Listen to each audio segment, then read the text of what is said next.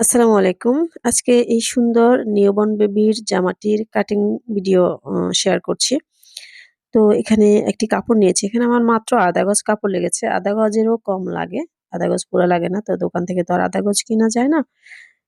Sorry, কম কেনা যায় না। সেজন্য ১/২ গজ কিনেছি আমি। তো এখানে ১ম এ একটা ভাঁজ দিয়েছি। এরপর আরেকটি ভাঁজ দিয়ে টোটাল ৪ টা ভাঁজ দিয়েছি এখানে। পাশের দিকে ৬ আছে। সেলাই-টেলাই সেলাইয়ের বাইরে-টাইরে মিলিয়ে ৬ই হবে। নিচের দিকে হচ্ছে এবড়ো-থেবড়ো অংশটাকে ১ম এ একটু সমান করে ফেলে দিব। এরপর মাপ শুরু করব।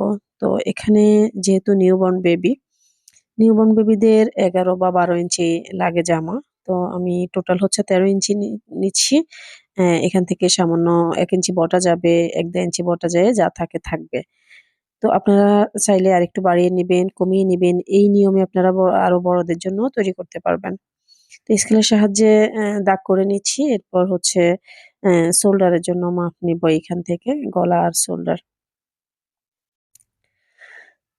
তো এখানে দাগটা দেখা যায় না ভালোভাবে। আপনারা হয়তো বুঝতে পারছেন না। এজন্য আমি গোলাপিটা দিয়ে দাগ করছি। তো গলার জন্য আমি ১.৫ ইঞ্চি নিবো নিউবর্ন বেবির। ১.৫ ইঞ্চি নিবো পাশের দিকে।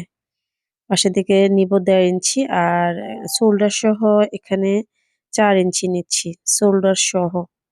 গলা এবং শোল্ডার সহ ৪ ইঞ্চি নিচ্ছি। আর্ম হোল নিবো হচ্ছে ৪.৫ ৪.৫ ৪ থেকে একটু বেশি নিয়েছি। আর গলার লম্বা নিচের দিকে নিবো দেখাচ্ছি আমি স্কেলিং করে নিচ্ছি এখানে আর্ম হোলের শেপটা আগে দিয়ে নিই। তো স্কেলিং করে এখানে আর্ম হোলের শেপটা দিয়ে নিয়েছি। এবারে সামনের গলার পাশের দিকে তো ১.৫ নিয়েছি দুপাশেরই। আর সামনের গলার জন্য নিয়েছি ৩, পেছনের গলার জন্য নিয়েছি ১.৫। তো এবারে স্কেলিং করে নিচ্ছি।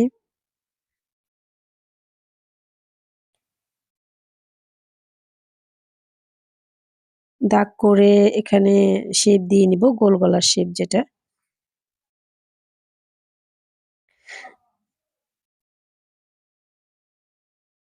এখানে শোল্ডার ডাউন এর এখানে সামান্য একটু নিচের দিকে ১/২ ইঞ্চি ডাউন করে দিতে হয়।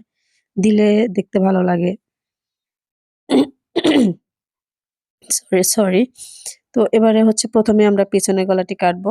পেছনের গলা আ শুরুতেই সামনের গলা কাটবো না। পেছনের গলা কেটে পেছনের পাটটিকে আলাদা করে রেখে তারপর সামনের গলা কাটবো। এই নিয়মটা অবশ্যই আপনাদের মনে রাখতে হবে। আমাদের প্রত্যেককে মনে রাখতে হবে কাটিং করার সময়।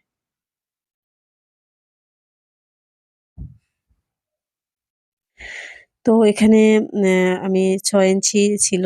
৬ ইঞ্চি থেকে কিছুটা কম ছিল নিয়েছি।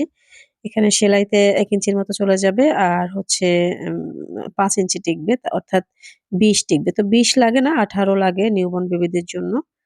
তো এখানে আমি নিয়েছি, এতটুকুই নিয়েছি। আপনারা কমিয়ে বাড়িয়ে নিতে পারবেন।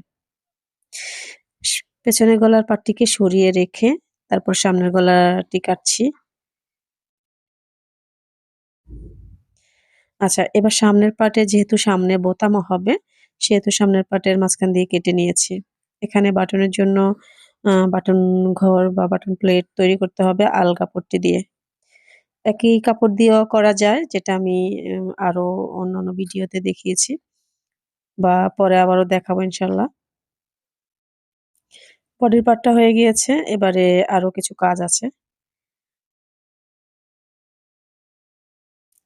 কাজটা হচ্ছে আমাদের যে বাটন ঘর আছে, বাটন ঘরের জন্য আম ই বাটন ঘরের জন্য কাপড় কাটবো আমরা। এখানে বাটন করার জন্য ২ টি টুকরা লাগবে। আর হচ্ছে গলা এবং হাতা করার জন্য পাইপিন লাগবে। তো পাইপিনের কাপড়টি আমরা কিভাবে নিবো? পাইপিনের কাপড়টি হচ্ছে কোনাকুনিভাবে নিবো। কোনাকুনিভাবে নিলে পাইপিনের অনেক সুন্দর লাগে। পাইপিনটি খুবই সুন্দর হয় যদি কোনাকুনিভাবে কাপড় কাটা যায়, কেটে নেওয়া হয়। ১/২ গজ কাপড় থেকে ওপাশে যে টুকরা কাপড়গুলো আছে সেখান থেকে আমরা চাইলে হাতাও নিতে পারতাম। তো যেহেতু আমি হাতা দিব না, সেহেতু আমি ওই কাপড়টা আমার ফেলাই যাবে। আচ্ছা, পটির জন্য কোনাকুনি করে কাপড় কেটে নিয়েছি। আর এখানে বাটনের জন্য বাটন প্লেট তৈরি করার জন্য ২ টা টুকরা লাগবে। তো আমি এখানে ২ ভাঁজ করে নিচ্ছি। একেকটা ভাঁজে ২.৫ ইঞ্চি বা ২ ইঞ্চি ২.৫ ইঞ্চি করে লাগবে। এখানে ২ ইঞ্চির থেকে বেশি আছে।